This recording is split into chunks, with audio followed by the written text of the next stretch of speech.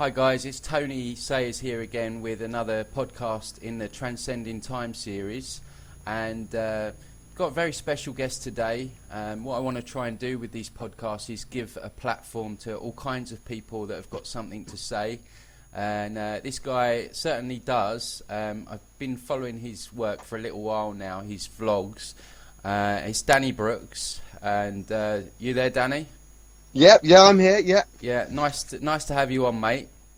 It's a privilege to be here. It honestly is, and it's fantastic to have the opportunity to talk to a lot of people out there that obviously may or may not understand how easy it is to do what I'm doing. Yeah, well, I first saw one of your vlogs, and you were like, we were just speaking off air. You were like holed up in this like cubby hole out on your land, and it really gave the whole what you were saying a real sense of authenticity, and you know, you were really speaking from the heart, but also it was nice because you were kind of walking. Well, you're walking the walk as well. You've clearly been on a journey that's really seen you take it right to the very extreme, whereby you're now sort of out on your own on the land. And well, I don't know if you're out on your own, but do you want to just tell us a little bit about yourself? You know, what sort of led you to where you are today, and what you're doing at the moment. Yeah, no, absolutely. Basically, well, I'm Danny, and I live in the south of England. I've lived here all my life, and I grew up here on sort of like in a farming community, if you like. My family have always been farmers. They've always sort of looked after themselves. So from a young age, I've always had this knowledge of how to grow vegetables and how to keep animals. And it's just something that stuck with me for a while. As I'm older, I've been wanting to explore more into what you can do, because there are a lot of things out there which you know, it's free. If you're willing to self-educate, or you know, pick up a book, or even look online, there's so many different ways you can do things that we take for granted, because it's easier to pay some money to get it for, you know, provided for us. If you just try a little bit harder, you can get stuff for free without the exchanging of money. And I looked into it a while back, and I was sat out in the forest, because I've got quite a close group of friends that I've been friends with, say, you know, about 10 years or so, and we meet up regularly, and we do these getting back to nature days, where we just go for walks in the woods, you know, because when you get older, you lose contact with your friends, if you know what I mean. Work takes precedence, you get married, you get kids, it all goes haywire, and I find it so important to keep those relationships strong. So meeting up with my friends in the woods, we were just sort of sat around, and I just said to myself, I said, why can't we just do this all the time? Why are we always running from pillar to post on the commands of other people? And, you know, rightfully so, the answer came up: money. We need money. And I went home that night, and I just couldn't get it out of my head. We need money. What do we need money for? We can't eat it. It doesn't, you know, unless you burn it to keep you warm, it has no real use. Trees give you fruit. You know, the ground can give you vegetables. The chickens can give you eggs, examples. And money gives you nothing. So I sat there and I thought, could I live without this? And I looked at my television and I said, yeah, I could live without it. So I got rid of the television, and I just started getting rid of everything I didn't need, and then looked at ways to replace the things I did need with free alternatives. In doing that, I moved into a caravan. So I moved out of a house and moved into a caravan. I started traveling around the south of UK, just visiting different campsites, because in England you can have 28 days in a campsite before you have to move. So I used to stay 28 days in one place, and that's when it really started. I started doing videos back then, on the caravan days. Okay. And one thing led to another, and a plot of land came up for sale near the caravan site I was currently staying on, so we snapped it up, and I've since then, that was about 2.5 years ago, and I've just put everything I can into finding out all I need from books, on the internet, etc., to get the knowledge to basically provide everything I need for myself without money, and thus not needing to work, not needing to be a part of the system, and just living for me, if you like, or living for my family. Yeah, I think you hit on two really important points there that I picked up on. Firstly, the first one is we've given our power away to others to do basic things for us, haven't we? Like Absolutely, absolutely. growing your own food should really be something that we should all be able to do. Now, I'm guilty. I'm It not. should. Sorry. No, it's okay. I'm not there. No, I was just going to say, I'm a firm believer of it should be taught in schools. Yeah. That's how early we should learn it. We should learn to grow our own food from the moment we can walk. Yeah, exactly. Well, that's the last thing they want, isn't it? They don't want people growing up being self-sufficient, because that completely, as you know, loses all their control. So, I think that's the first point that I think is really important to get over, is that we've given our power away. They provide, or quote unquote provide, things for us, which is normally laced with some kind of poison.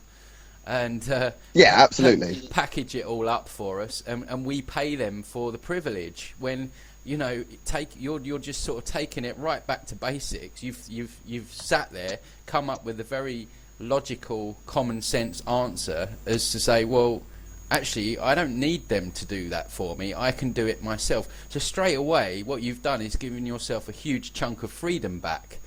And yes, just in that's the way I like to think it. Yeah, just in that one foul swoop. So that's really great, and I think it's such a very basic, simple concept, isn't it? You know, the fact that we pay for food.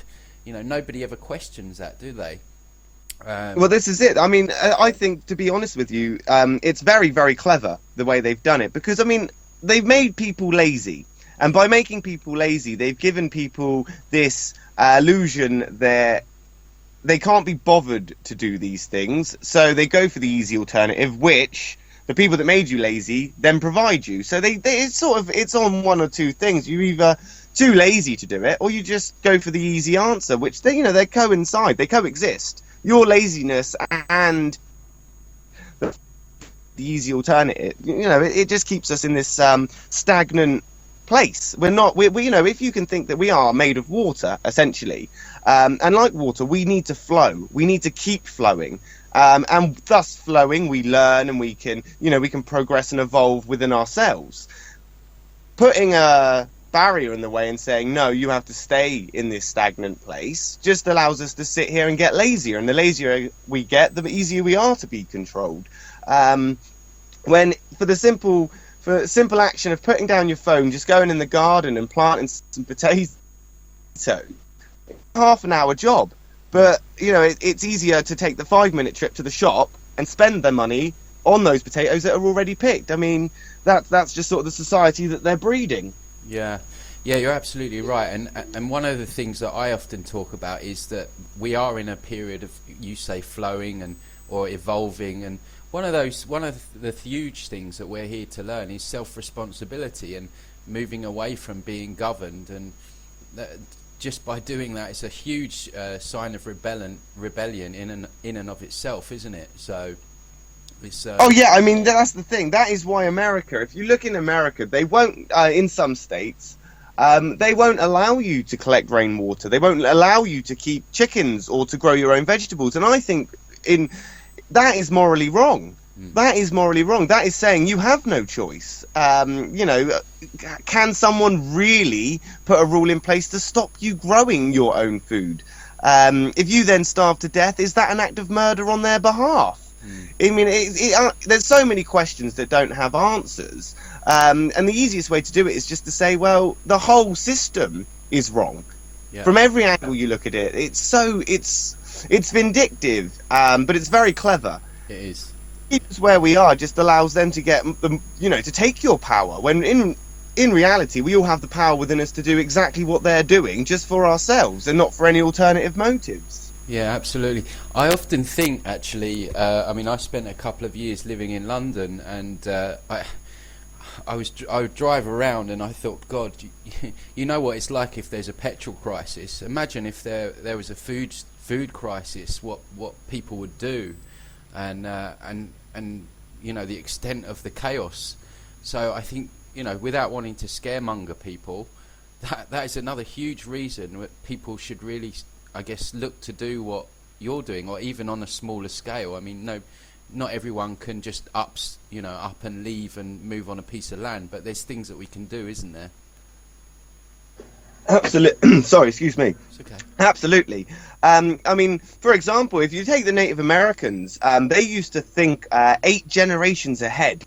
So they didn't just think of their own children and their grandchildren's. They, really did think of, we need this to be suitable for 8 more generations, with the assumption that their children will think 8 generations ahead and their children will think 8 generations ahead. And because we're not, we just think, everything's okay and everything's all fine. The future for the children is going to be a dark, dismal place. We can't have these shops forever. We can't have this mass production forever. It's you putting all our eggs in one basket.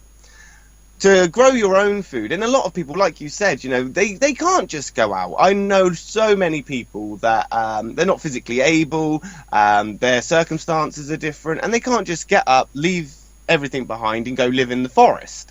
But what you can do is, if you have a garden, just make a small patch of that to grow vegetables. And if you live in a flat, trust me, you can still grow things in boxes. Just get a washing up tub from the Poundland, fill it full of compost, and you can grow herbs, you can grow potatoes in your living room. It's not brain surgery. In gardening and growing our food, we've done for thousands and thousands of years. We've just forgotten the knowledge. Once you pick up a book and start reading it, it starts coming to you and you start seeing it. And this is, I'm very guilty of being a lazy person, and I will sit there and say, I just can't be bothered to do this. But the more I get into the flow of nature and growing my own food, providing for myself, the more I want to do it. The more I want to see what else I can cut out of buying and self-providing. I want to be able to say, right, that's one more thing I'm not paying for. And then I just keep moving on like that. It's baby steps. It is baby steps, definitely. Yeah, sure. And by doing that, you're also shining the light for others to do the same. So absolutely. And I think that is the best. That's the best thing you can do. If you know something, share it, because then 2 people know it, and then 3, but then more and more people start to know this knowledge, and it doesn't become then hoarded knowledge like we live in at the moment. We live in this world where knowledge is suppressed and education is pre-written, and it's all textbook. What we need is to be able to go out and find the sources that give us the knowledge that we need for us. How to grow the food, how to make solar panels, how to provide electricity, etc., etc. Yeah, and obviously you said you had a background in farming, so you already knew a lot of the information there, but you've just been sort of complementing that with just searching online and reading books, basically. Yeah, absolutely. Yeah. The best thing you can do for yourself is go to the library. I don't spend so much time anymore in the library, but I used to spend a lot of time in the library because books can be costly. They can be costly. I got 2 great books the other day, and it was only 2, and it cost me nearly £50, which is a lot of money. And I do find that the more you look into self-sufficiency, the more expensive it can come, because what they do is they can't stop you being self-sufficient, but they can definitely sort of halt you and slow you down by putting stupid prices on things. And if you go to the library, the books are free. Joining the library, it's free. They'll have so many different books that you can use, from, growing your own little garden patches to keeping chickens. And I've kept chickens for years. For years and years I've kept chickens, and they are so easy to keep. And for the sake of, the free eggs, it's worth it. You save already. If you get 2 chickens, you're already saving yourself on buying eggs. And that's the little steps you need to take. That you just need to be willing to take that step. Yeah, absolutely. And the other thing that I picked up on what you said was about just getting rid of stuff you don't need. I know in my own life, that's also given me a lot of freedom, because the things that we own tend to end up owning us, don't they? So yes, by absolutely. Decluttering is certainly, clearing those things that you don't really need. Again, you're just giving yourself another slice of freedom. So I would encourage anyone out there just to have a look at everything you've got and just think, do you actually really need it? That's what I did. I just sat in my room and I thought, I don't need that, I don't need that, I don't need that. and sold most of it. So Yeah, see, that's the beautiful thing is you can just sell it, and that money you make can be then put into your first baby step. You know, I have recently made my own plans where I've still got the bedroom at my mum's house. It's still there. You know, all my sisters are the same. They have their bedroom still there. It's still our family home. And like I've said, at the moment I'm hibernating because it's winter in the UK at the moment, and my land isn't quite there yet. But like I've said, it's baby steps.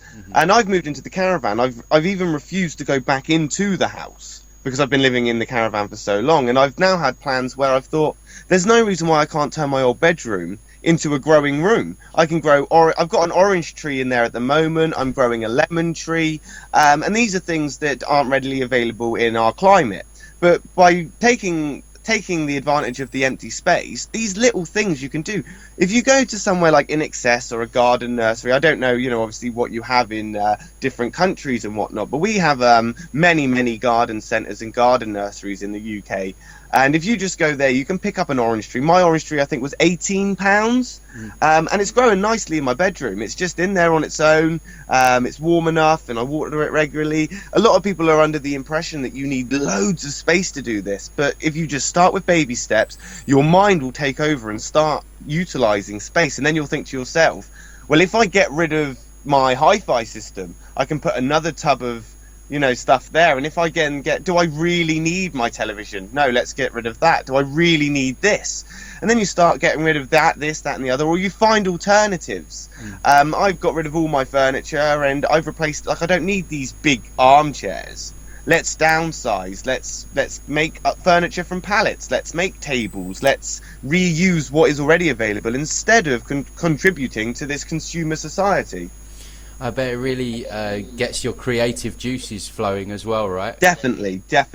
Yeah. Because once you start, you can't stop. I mean, I've already said I'm very lazy. I mean, it's a shameful thing to admit, but I am a lazy person. It takes me a while to, get the enthusiasm, especially in this time of year where it's cold, to go, right, let's get outside. And I can understand where people come from, where they really do feel it's a harder job than it is. And I will sit, and I still do the same. It's such a hard job. I need, for example, today, I was down the land today, and I was planting a hazel tree and sorting other things out. And I was sat here thinking to myself, I just can't be bothered. I really can't be bothered.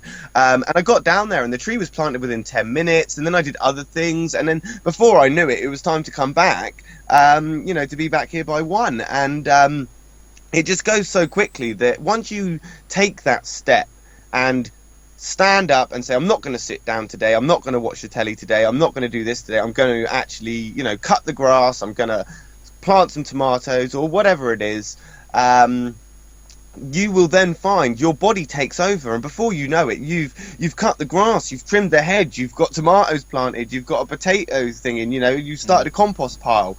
All these things will then contribute to your next little step. Like I said, with growing inside, I mean, if you've got a spare bedroom or spare space, there's no reason why you can't grow tomatoes all year round.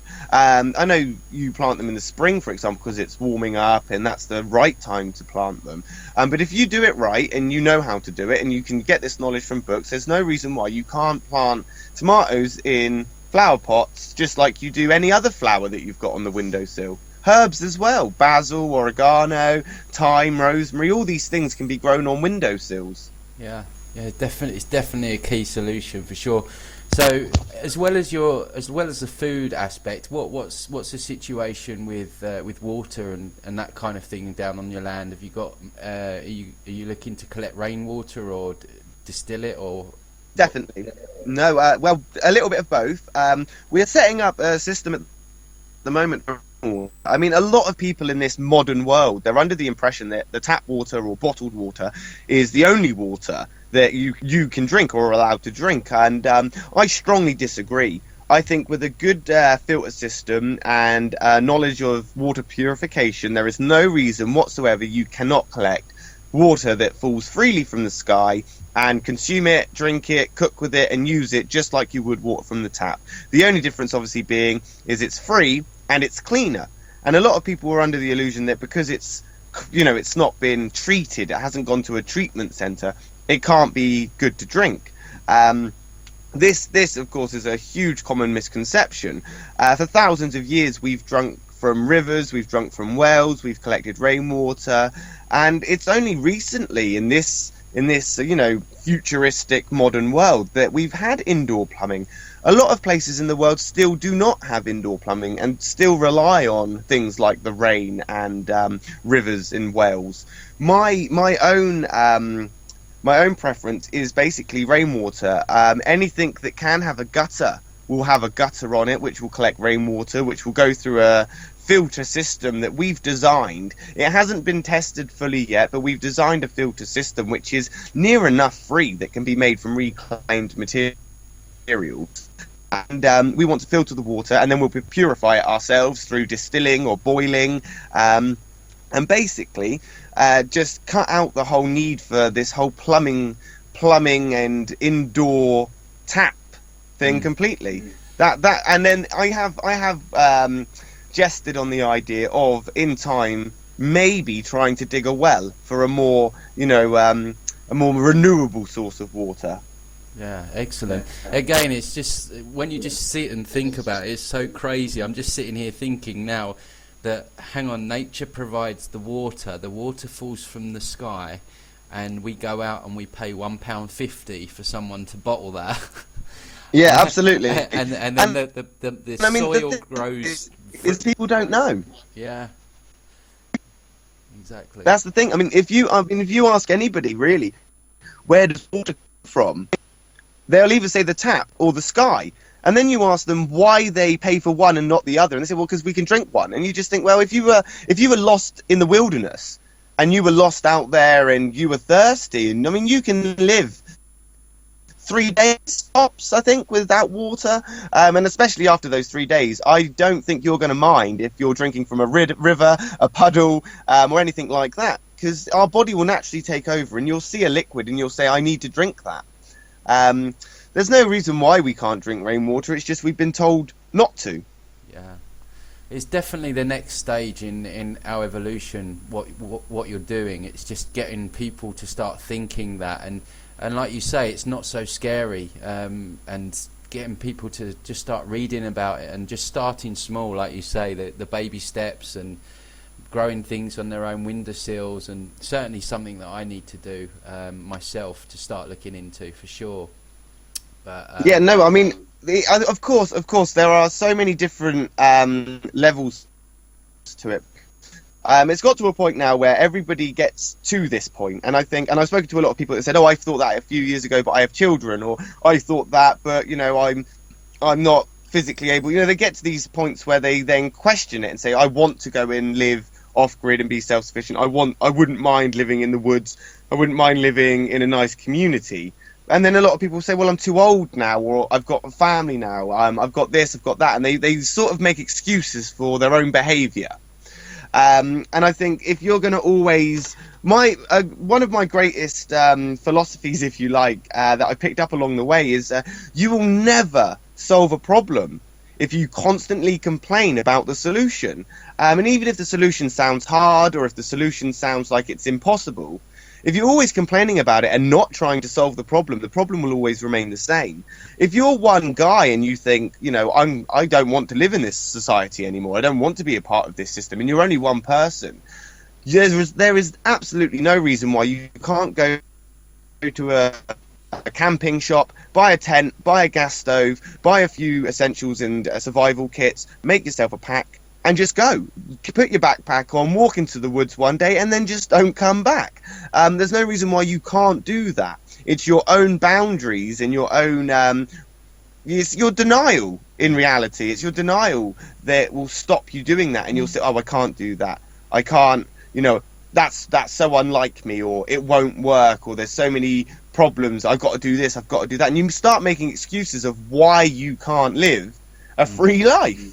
And I think that is part of their brainwashing technique to get you, not trusting yourself. Yeah, well, they've made us rely on them so much. It's for some people, it's such a mental leap to get to that stage. But yeah, just talking about it and getting it out there, and like people like yourself living by example, it's going to grow exponentially. And I know in the UK that's it's growing a lot. There's more and more people going off grid. I was looking to do it myself last year before I come out overseas, but what I did find out when I was looking into it all, just how difficult the authorities are making it for people to do it. One of the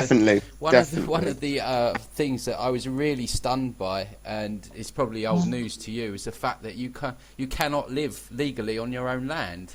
And I have suffered this. I have been a victim of this. Last year, in fact, there was we had a big issue with it. The councils and the courts all got involved over it, and it was because they didn't want me living a self-sufficient lifestyle. Yeah.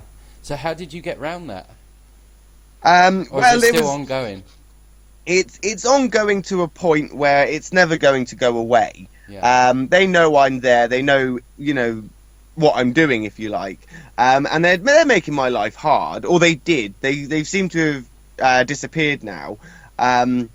It was last year I thought to myself when I purchased the land, I said, I've got a caravan, I've got land. I would be an idiot not to put the two together and have my home on my land. And that would have been problem solved, happy days.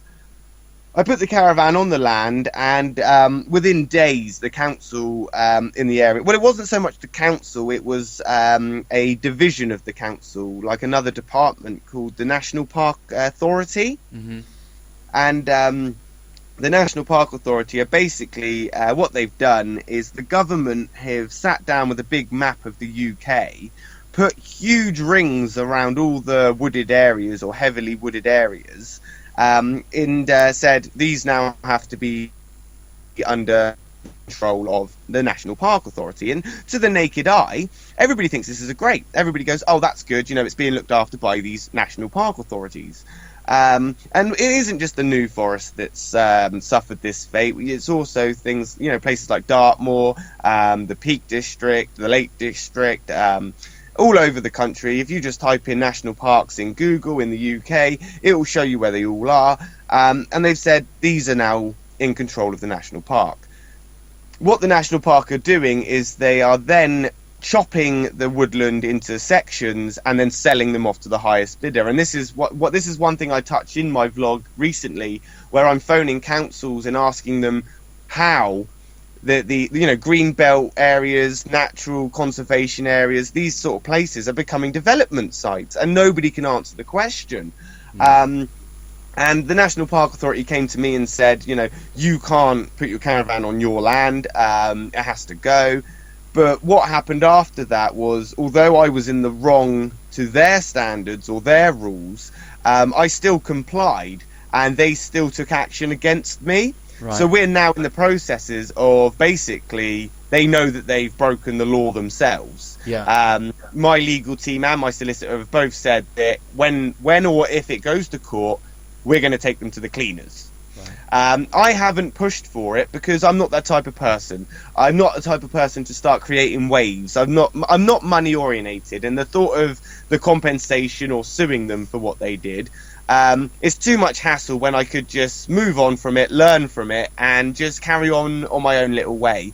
So to get around it, I've complied with their rules to a certain respect. So I haven't had the caravan on the land. Instead, I've built my own sort of yurt. And to build the yurt, I've kept it within their planning permission restrictions. So it's no bigger than a small shed. And the materials I've made have basically made sure that the yurt is removable, so it's not a permanent structure. Of course, for me, it's created a lot of difficulties because I could have just put the caravan there and I would have been finished. But instead, I've overcome the obstacle, and what we've now done and what we've now created is something that last year I could never even have imagined. Like I said, the baby steps catch up, and eventually you'll start seeing the progress. Yeah. And when you look back at where you go, wow, this is amazing, look how far we've come. And since that incident with the caravan and the whole, because they did come to my land and they took everything and they destroyed our first attempts at our self-sufficient lifestyle, and they took everything and threw it to landfill. And when we asked for it back, they said they couldn't give it back, it's in a landfill. So a lot of people were very, very annoyed with this, and we basically we made our presence known. It's not just me. I mean, I've had a following on Facebook for over a year now, where a lot of people have dedicated their time to help me. They come down and they help me on the land, or they'll send me sort of almost like donations. Sure. Just buy trees or to buy flowers. They'll say, here's a tenner. Go buy a couple of hanging baskets. So we'll go out and we'll buy the hanging baskets and put them on the land. And a lot of people do help. So when this happened, the uproar, the council even asked me, could I please ask people to stop with the letters, the phone calls and the emails. Brilliant. Because they were feeling harassed by it. So, and I expect these people in the office, they're feeling harassed. So I said to people, just let's stop now. They've got the point. Yeah. And we haven't heard anything from them. Although I do constantly wonder to myself, is it worth me just saying, look, I want my stuff back. Is there any chance I could get the money for it? Because they do owe me, some sort of compensation, or, just for the things they took that can't be replaced. Yeah. Things that did cost money back then that I no longer have now. Nice. So it just shows you as well, just how when we get together in numbers, how we can stop certain things or make a point, make a stand, but it's always down to the numbers. This is the problem that we face, as you well know, on a mass scale. It's trying to get more people to be active and to speak their truth. And when we come together like that, we can do stuff like that, and we can put a halt to their tyranny in some cases. Absolutely. And don't forget is that as well as yourself feeling this flow of creativity and imagination, others that join you will as well. I mean, constantly people come to my land with a sort of warped view of what it is. People think it's dirty. People think that, you're just living in ditches or under bushes. I've had skeptics come to my land and go, wow, I did not expect this. I mean, and I've gone, this is it. It's not what you think it is. And then their brains start going. They start sending me messages saying, oh my God, you could build this, you could do that. And so far, so good. We've got plans for plumbing, electricity, hot water, even to the point where we're going to have a hot shower and a bath. It's just having that creativity and going with the flow. And when I don't think it's crazy. It's not crazy. Not doing it is crazy, if you know what I mean. Well, exactly, yeah, and it's just, when you're talking about existing in the current paradigm compared to, say, what you're doing or changing it, it's more of a risk not to do anything, like you say. But, no, that's good. And so, just changing subjects at the moment, where do you see the whole of these so-called awakening at the moment? I don't really like using that word, but where do you see things as they are at the moment with people? What about people in your immediate circles? Are they starting to question things, or are you finding that people are just still stuck in the matrix mindset?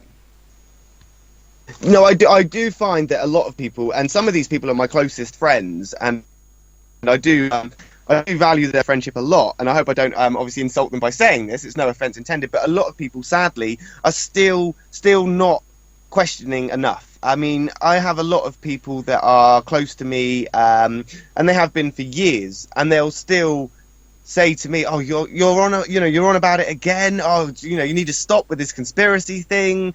You need to stop with all this, questioning everything. Maybe it is just, as it is. There is no questions." And I just think to myself, come on, really? Come on. Because they don't see the self-sufficiency thing as a conspiracy theory. They just see it as, it's me being me. It's you're just a hippie. That's just Danny. It's when everybody comes over for a barbecue and I start talking to myself saying, well, there's a good 20 of us here. If we wanted to, we could just live here. What are they really do? Oh, come on, no, we're not going through this again. And I'm just like, well, you're all paying for what? No, we're not talking about this again. And I just think to myself, well, you don't talk about it enough. I'm not seeing the bigger picture here. I firmly do, and I will stand by this. I do believe that in the next 10 years, we won't have any water left. we're not going to have the chance to have clean water anymore because they just won't be in. Same with clean organic food. Even the air quality, that's compromised. In the last 100 years, the air quality has dropped significantly, and there's more plastic in the ocean than there is on land. I mean, it's got to the point now where if people aren't willing to do something, then they are just a part of the problem. Exactly. They're all contributing to all these issues that we all face. We're all in the same boat. We really are. And if I run out of oxygen or clean water, so does everybody else. But because everybody's in the mindset of, well, I can go to Tesco's, I can go to Walmart, I can go to, all these other convenience stores and superstores, I can drink my water by the bottle. And you just think, well, no, they're not going to be trading forever. Because the people that run those shops, they'll need the water as well. And if they haven't got water, they're not going to be there to sell you the water. It's a whole amongst of, there's a big nest of problems. And the biggest problem is people who are naive enough to say, no, it's always been this way, and this way is the best way. Crazy, absolutely crazy. Yeah, so they'll probably all end up down at your land, Danny, when the water runs out. Well, this is the thing. I mean, where do we go when we run out of food? When you go to the supermarket and there's nothing on the shelves, where would you go? Where would anybody go? They just go home, go back to their house where there is no food. A lot of people that don't know what prepping is, where you prep for natural disaster or world government drop, when the world goes to shit, basically, when shit hits the fan and there's no more government or there's no one to provide for you, where do you go for food? Do you wander around looking aimlessly for a new leader or a new master, or do you roll up your sleeves and get your hands dirty and do it yourself? Because if that's the case, why wait for the world to go to shit? Why not start now? Why not roll up your sleeves and just start providing for yourself now? So even if it does or does not end, or the apocalypse or whatever, even if that doesn't happen, because a lot of people will say, oh, that will never happen. Well, even if it doesn't, at least you're living a free, self-sufficient lifestyle, which you will be healthier for, you'll be happier. Nobody wants to go to work 9 till 5. I mean, I certainly don't. And living self-sufficient, you, instead of going to work, can spend time with the family, can have you time, can do everything that you want to get done. Yeah. Well, the crazy thing is that people that like it the way it is, they would find that concept so crazy. You'd be probably called a dosser or a hippie or something like that. It's almost like we glorify work so much, don't we? It's like it's such a great thing to work so hard. We glorify being busy. Oh, I'm busy. Like, it's such a great thing. And oh, absolutely. But I mean, that is a very good point. I mean, everybody wants to be busy, but I think one of the greatest quotes I've ever heard was from Shawshank Redemption, the film, and Red says to Andy Dupre, he says, you can either get busy living or you can get busy dying. And I think the longer we stay in this society, you are just contributing to your own extinction. Working, nobody wants to set an alarm for 7 o'clock in the morning, and those that do, they question it every evening when they set that alarm, but they never do anything about it. They're too busy living until they die. And while they're busy dying, the world is passing by, without them. I speak to so many people that won't get up early to watch watch the sunrise, but will get up early to go to work. And I think we're missing out on all these, natural, beautiful things that are gifted to us every single day, for a man-made system, which is just designed to make a rich man richer and to keep the poor man poorer. Yeah, we've traded it all in, like you say, and people they're existing rather than living. There's a big difference between the two, isn't there? And that's what people are doing. And I think that the aim of life should be to work as least as possible. Actually, that's the way I think. Definitely. And where is the time in this robotic society for our creativeness? For where are the musicians, the poets, the storytellers, the great things that humanity has the potential to be? Has all been absolutely. It's all been completely battered out of us in this dredge of a system, like you say, which sees Yeah, us getting the up. education system is just there to warp the minds of children and to take their creativity and imagination. And without this creativity and imagination, like you say, where will be the artists and the musicians? Where will be, the painters, those that think outside the box? They'll be working 9 till 5 in, jobs that make them miserable. And without that, the world will become just a bleak, grey mess. There'll be no colour, there'll be no music. It will just be the same old, just the way it's always been. Yeah, well, I've just come back from Japan actually, and that place is completely robotic. I got the train, the morning train, commuter train in Tokyo one day, and I was literally squashed right into the back of the carriage, and just with the people in suits, and they just look exhausted, absolutely exhausted. And you just wonder, and then at night, if I got the train at night, say 11 o'clock, that you could see them still in their offices, still working, and it's like, God, wow, just that is life for some people until they hit 70 years old, and that's if they hit 70 years old. I talk to a lot of people around here. I talk to a lot of people that I come into contact with, and I say to them, so I don't want to be rude, but how old are you? And people will say to me, oh, I'm 57, 58, and they're still working. They're working I'm there. I'm a new employee, and I get talking to people that have been there for 30 odd years, and they're now 57, 58, and I'm thinking, why are you still here? Why are you still here? I mean, I certainly do not see myself working past 30. And I will give any advice to anybody that does take living off grid seriously, and you do have the means and the physical capability to do so.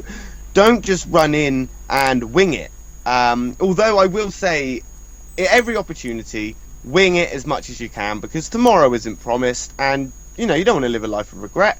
Just wing it. When it comes to a self-sufficient lifestyle, the best thing that I found is plan it in a simple way for you to understand. I gave myself a 5-year plan, and I'm 2.5 years through that, and everything I've wanted to accomplish has been accomplished. You don't have to make it vigorous. You don't need to make it a chore. You just need to write on a calendar, on this day, I got to plant this. On that day, or by that day, I want to do this. I want to do this. And it could be little things from, I want to plant, I want to plant a potato plant on this day, and then 3 days later, this day I want to cut the grass on this day, and you just start making a plan of exactly what you've got to do. I've been doing this for 2.5 years now, and everything seems to have gone well, touching wood, fingers crossed. And in the next 2.5 years, if I keep crossing things off that list, off that plan, by the age of 30, I will be retired, and I will be 100% self-sufficient, which then leaves me the next 30 years, 40 years of my life, or however long I'm, blessed with the existence here. By that time, I've forgotten what it is to be a part of a system. I've forgotten what it's like to work and collect paychecks and hoard money. I've forgotten all of that, but I know on this day I have to plant tomatoes, and on that day I have to, collect the honey, and on this day I need to shear the sheep. You just replace the normal routine with a brand new routine. Do it slowly. Just do it slowly and take pictures. The best thing to do is to take loads of pictures so you can remind yourself on those days, because I have those days where I go, what's the point? What is the point? It would be so much easier just to live like everybody else in the system. It's easier. Yeah. And I'll go on, I'll go through these pictures and I'll go, no. Stop right there. In the last 6 months, look what you've achieved. Come on, you can do it. And you sometimes you have to give yourself a kick in the arse, and sometimes, friends and family will come up to you and say, no, come on, you're doing a great job, because it does get downhearted. If you've tried something and it doesn't work, or you think it works and then you find a problem with it down the road, or for example, for me, the first mistake I made was I didn't test the soil, so a lot of plants that we planted died, because the soil I have is very acidic, and that was a big downer on things. And I was like, I can't do this. I don't know anything about bloody soil. Can I just interject there? Yes. Was the soil acidic because of just the environment that we live in at the moment, or Yeah, is it just yeah, that kind yeah. of soil anyway? It's well, the soil basically where the land is on a it's like on a big gravel deposit. And what's happened is the trees have mainly pine trees have grown on this gravel hill, and I'd say over 500 years or so, mulch from the trees has created a very pine needle dirt. It's not soil that you would get in the garden. It is basically composted pine needles, pine trees. So the acidic quality comes from those pine trees. And I didn't know this to begin with, but once I found that out, I was amazed at how many of the plants I wanted to use could grow in acidic soil. You just have to get the right types. If you can imagine trees like plants like family members, they've all got different blood types. So you can have one lavender plant that likes normal soil, but then you can have another lavender plant that likes acidic soil. So you just have to go to your garden nursery and just say, have you got any plants that grow in this type of soil? And I found that I've managed to get around that in two ways. Firstly, the one I've just mentioned, where I just buy acidic plants, and where I need to grow other things like vegetables and things, we're just creating a soil transfusion, which is basically getting horse manure and topsoil and just putting it on top of the acidic soil that's already there, and just sort of blending it in to make it a more neutral soil for when we come to plant plants that want non-acidic soil. And that's just knowledge that we've picked up along the way, just sat there going, how can we get over this hurdle? Why don't we just put good dirt on top of the old dirt and mix it in and create our own blend of dirt?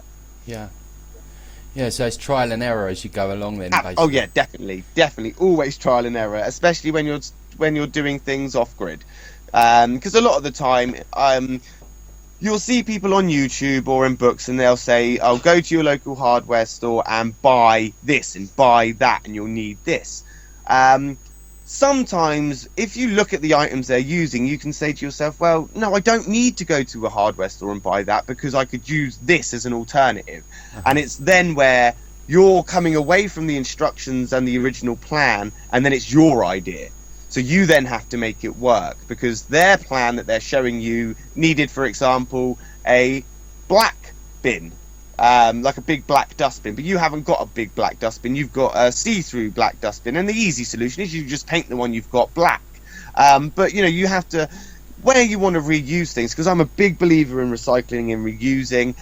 When you start doing that, I have found a lot of problems have arose because I've come away from the original plan, but that doesn't mean it doesn't work. You just need to be willing to do the trial and error and get it to work for you. And once you do that, you get such a great sense of accomplishment. Yeah, that sure. You no longer feel that you no longer feel like a burden to yourself because you've done it. And it's like a little pat on the back for you. And every little achievement you have will be like that. It will always be like a little pat on the back, which will get you through the times it fails, and you'll think about giving up a week. But immediately you'll love the fact that you've managed to do this and you've done that, and the pros definitely outweigh the cons. Yeah, and you're growing in confidence every time something works, I guess. So you get more. Absolutely. And when one thing works, it just, like I say, when one thing works, or you take another little baby step, the imagination and the creativity, it just starts flowing. And you'll find yourself going to the local tip to see if you can reuse it. I go to the tip 3 or 4 times a week. I always post up the stuff I get on the tip on Instagram. So I've got Instagram where I'm always posting stuff. I get compost bins, I get guttering, I get wheelbarrows. I mean, I get loads of stuff from the tip. From skips as well, or from just going around and saying, "Oh, that's been in someone's garden. Obviously, you're not using it. Just knock on the door and say, if you don't want it, I can get it out of your way." And 9 out of 10, I find people are going, "Yes, please take it. Just get rid of it. It's been there for years," and they just don't use it. But you can. Don't be afraid to make treasure out of rubbish, honestly, because it is very sort of valuable to have that knowledge, to be able to reuse other people's stuff instead of just consuming all the time. Let's just buy another one. Let's just keep contributing to the system. Not when there is stuff that can be reused. You just need to look. Yeah, and it looks so much better, I would imagine, having something authentic that's been reused and turned into something and alchemized into another purpose, rather than just going down to home base and buying something, another plastic pot or something. Yeah, absolutely, and I do find that if you have a lot of removal guys in your area that they drive around and they empty people's houses or clear out garages, a lot of these people are looking to get rid of this stuff. They want it to go. They don't want it. They've been paid to pick it up, but now they have to pay to dump it, or they have to pay someone to get rid of it. If you get their numbers, find out these people, phone them up and just say, "What have you got?" 9 out of 10 of the time, you will find that in the back of their van or their truck, they will have wood, they will have, garden furniture, trellises, these things that you can it's like going to a pick your own garden thing. Like, I'll have that, I'll have that, I'll have that, I'll have that. And most of them will deliver because they just want to get rid of it. And I find a lot of these people don't just get rubbish. Some of them great crates they pick up, great wooden boxes, useful things that a lot of people would just throw away, but when you live off grid you can find a use for it because every little resource has a value.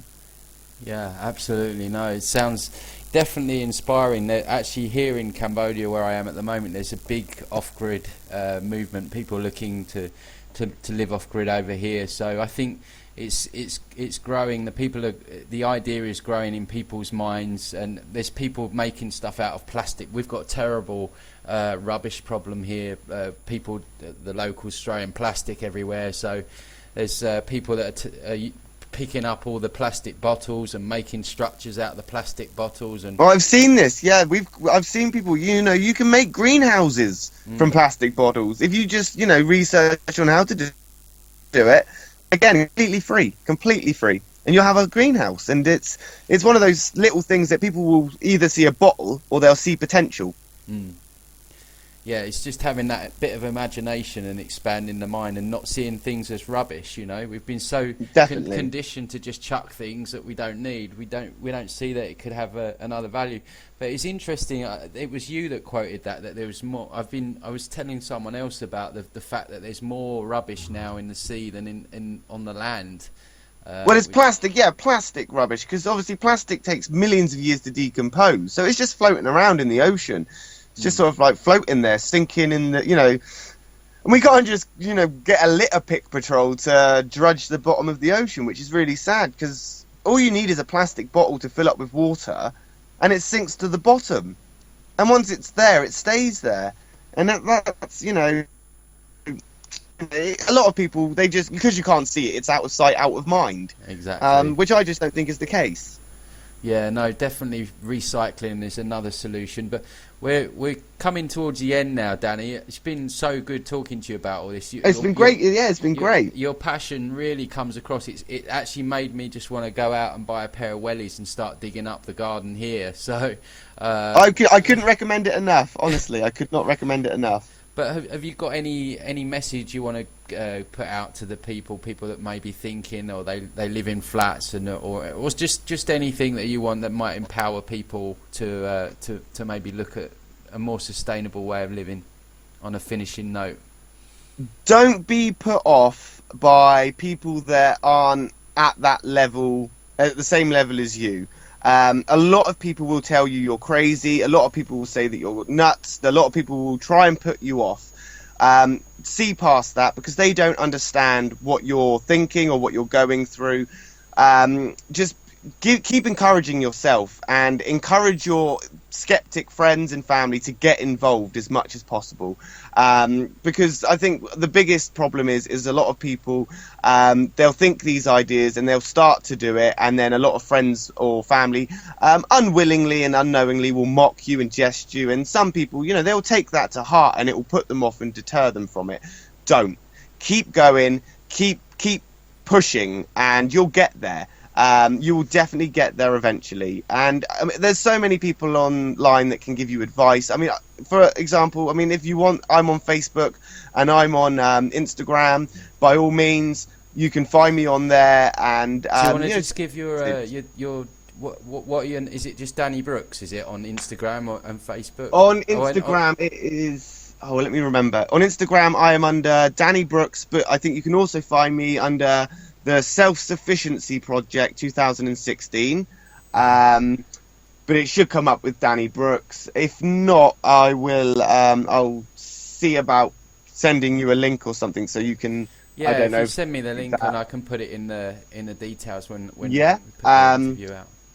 And on Facebook at the moment, my name is Raul Halvar. But do you want to I have been explain told- this because this is quite funny? I saw a post on Facebook that said if you wanted to change your name, you would have to verify it. And I'm very experimental. Me, I won't just take someone's word for it. I like to see if it is true. Know the facts for yourself. So I was like, well, that can't be true. You shouldn't be expected to verify who you are. So I changed my name, and it didn't ask me to verify it, but now it won't let me change it back for 60 days. But it is Raul Halvar, which is spelled Raoulhalvar. But I have been told that if you type Danny Brooks in, you will still find me. It will just come up with Raul Halvar instead. But yeah, you can find me on Facebook, find me on Instagram, and if you have any questions, just send me a message, and I can pretty much answer anything that's within my knowledge. And if not, I'm pretty sure I can find somebody that can point you in the right direction. Great. It's been so good having a show which is really aimed at solutions. So it's been really great talking to you, Danny, and thank you for having me. Thanks for coming on, and keep up with your vlogs, man. I love watching you. You're very to the point. You have a good sense of humour in there as well, and I think humour and satire in some of these subjects that we talk about is so important. And I think for anyone who's not listened to any of Danny's vlogs, keep an eye out for them, because they're really, they're hard hitting, but with a touch of humour as well. So keep on with that, mate. Yeah. And you can find it on my page. They'll be all over my Facebook as well. Yeah, definitely, mate. But have a great day, and I'll let you get back out on your land if that's where you're going. No, I will be going back out. Yeah, I will be going back out in the next, in the next 10, 15 minutes and stuff when I've got stuff sorted. Yeah, it's still a nice day out there at the moment. We've still got a few hours of daylight left. Oh, excellent. Okay, mate. Well, you take care. Fantastic. Thank you very much. Cheers, mate. Bye.